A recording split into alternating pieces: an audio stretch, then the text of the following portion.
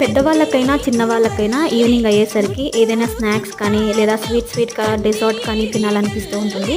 అలాంటప్పుడు కేవలం 2 ఇంగ్రీడియంట్స్తో ఇలా ఒకసారి డెజర్ట్ చేసి పెట్టండి, చాలా ఇష్టంగా తింటారు.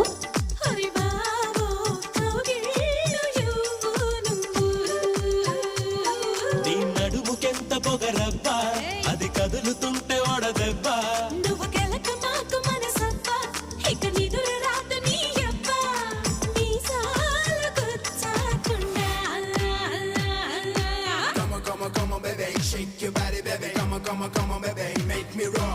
Come on, baby, say the fire, baby. Come on, baby, make it raw.